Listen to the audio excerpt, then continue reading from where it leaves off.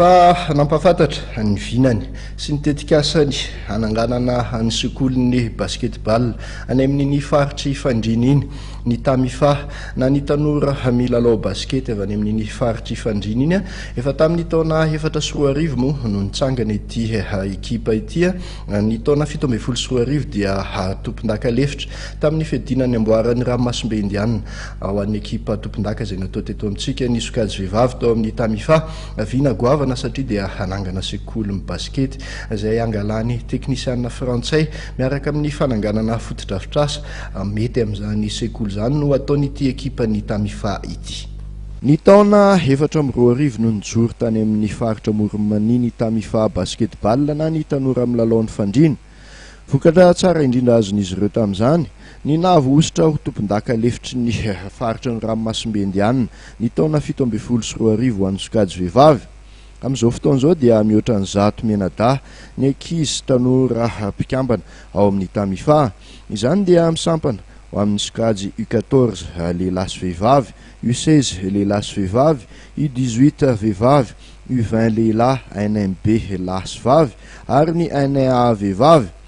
Taorina ny fiovan'ny mpitantana ny volana janoary lasa teo ary dia nametraka vina goavana ny Tamifa. Nanambara tokoa mantsy ny filoha lefitra Rabe Narimanana Hery Samuel sy ny sekretera jeneraly Rakotorivo niaraka tamin'ireo mpikambana hafa nandrindra ny fionany tamin'ny mpanao gazety fa hiditra lalindalina kokoa eo amin'ny sehatra ny matianina ny Tamifa atoato. Isy noho izany ny ainga avao iarahan'izy ireo mentana amin'ny fananganana ny école de basket any Fandrina izay ahitana kianja manara-penitra sy toerana ahafahan'ny ankizy manoman-tena eo amin'izany sekoly baskety izany. Isy noho izany ny fitiliana ankizy latsaky ny 12 taona hiditra ao amin'izany sekoly ny basket ny Tamifa izany any Fandrina. Nanamarika moa ny mpitantana ny Tamifa fa teratany frantsay izay hipetraka ny Fandrina mihitsy no hitondra ny traikefany ao amin'ity sekoly ity. Izany natao dia mba ahafahana mitazona ireo mpilalao avy any Fandrina tsy hifindra any amin'ny kluba hafa. Maro tokoa mantsy ho hiatrany ireto mpitantana ireto ny mpilalao tao an-toerana no lasan'ny ekipa vaventy hafa taty aoriana. Ankoatran'ny fikatsahana ny anaram-boninahitra nasionaly dia mametraka fanamby ny anakatra ny anarana mahatompon-daka ny Afrika ihany koa ny Tamifa.